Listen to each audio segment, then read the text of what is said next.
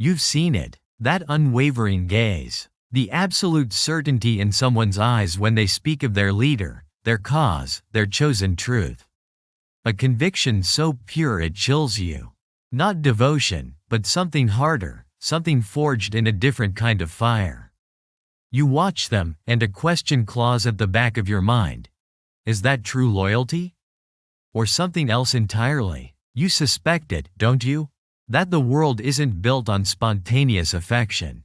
That there are invisible leashes, unseen hands, and a quiet, brutal art to securing absolute, unthinking allegiance.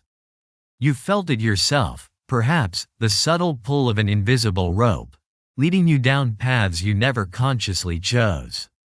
This is not about good or evil. It is about mechanism. The human mind craves certainty. It abhors the void, the unknown. And into that void steps the architect of loyalty, offering not just answers but the answer. They don't just fill a need, they redefine what you need. It begins by fracturing your reality. Not with grand lies, but with subtle distortions. A slow erosion of your trust in external sources, in your own judgment. You are taught to doubt what you see, what you hear, what you feel. Only the architect's perspective remains unblemished, a singular, shining truth in a world suddenly full of shadows. This is the first step in building a private universe. Consider the work of Stanley Milgram, who showed us how readily people inflict pain under authority. The mechanism is simple. Gradually escalate the demands. Start small, harmless, then increase the stakes inch by agonizing inch. Each step becomes easier to justify because you've already taken the last. You become accustomed to the leash before you even realize it's around your neck. Then comes the shaping of identity. The architect doesn't just ask for your loyalty, they offer you a new self. They tell you who you are, what you stand for, what your purpose is. And in return, you shed the old skin, the confused, uncertain self. You become a part of something larger, something seemingly powerful. This is the psychological hook. The self, according to Carl Jung, contains a shadow, the unacknowledged parts, the darker impulses, the fears and desires we suppress. A master manipulator knows this shadow. They don't just accept it, they validate it, channel it. They make you feel understood in your ugliest parts, and in doing so, they create an unbreakable bond. They become the only ones who truly see you. This creates a sense of profound indebtedness. You feel seen, finally, in your entirety. But this understanding comes with a price. It makes you utterly dependent on their gaze, their affirmation, their permission to exist as this new, understood self. The architect then introduces the outside enemy. A common threat, a shared villain, a clear line drawn in the sand. This us versus them mentality solidifies the group, purifies its purpose. Robert Greene writes extensively about this in his Laws of Power. Unite against a common enemy. It strengthens internal bonds by externalizing all blame and fear. Loyalty flourishes in shared adversity. They will create scarcity, not just of resources, but of belonging. They make access to their inner circle a prize, something to be earned, to be fought for. Cialdini's principle of scarcity demonstrates its power. We value what is rare, what is hard to get. Your loyalty becomes proof of your worth. This is not earned, it is engineered. They will use intermittent reinforcement, a brutal, effective tool. Periods of intense praise, validation, reward, followed by periods of coldness, neglect, even punishment. Like a casino slot machine, you never know when the next payout will come. This creates an addiction to their approval, a constant yearning for the next hit of validation. It breaks down your resilience, wears away your will. Your mind becomes a prisoner of hope.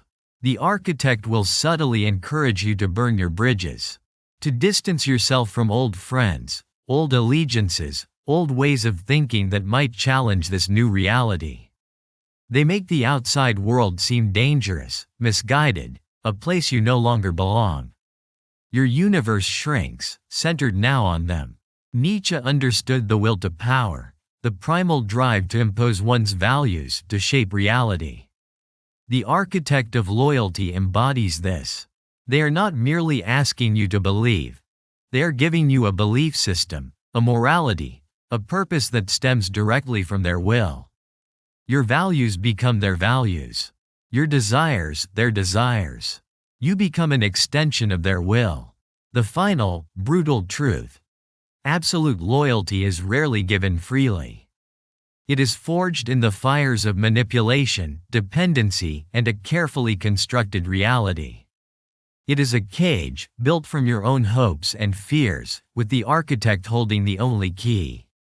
You are not witnessing devotion. You are watching a carefully orchestrated performance. The invisible leash is tightened not by force, but by the slow, imperceptible erosion of your independent self. It's the ultimate power play, to make another person's freedom contingent on your approval. To make them believe your truth is their own. You now see the strains. What you choose to do with this vision, that is your burden. You can walk through the world blind, or you can watch.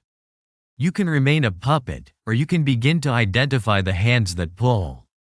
So, for the next 7 days, I challenge you. This is not a journey for the faint of heart. 1. For the next 7 days, pay close attention to the loyalties around you. Observe someone who exhibits strong, unwavering allegiance to a person, a brand, a cause, a political figure.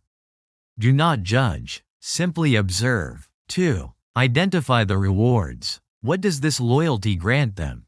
Is it belonging? Identity? A sense of purpose? A perceived protection from an external threat? Look for the transaction. 3. Identify the costs. What has this loyalty demanded of them? Have they lost old connections? Questioned their own judgment? Subordinated their personal desires for the sake of the group or individual? 4. Examine your own allegiances. Where do you feel an invisible leash? To whom, or what, have you given your unquestioning loyalty? Be brutal in your honesty. 5. For just 1 day within this week, consciously choose to question a deeply held belief or loyalty you possess. Not to abandon it, but to truly examine its origins. Ask yourself, is this truly mine, or has it been programmed? 6. Observe your discomfort, the resistance you feel to questioning. That discomfort is the leash pulling back. It is proof of its existence. 7. Reflect on what you discovered. The goal is not cynicism, but clarity. It is to see the mechanisms, to understand the architecture, so that you are no longer an unwitting participant in a game you don't understand. The invisible leash is always there.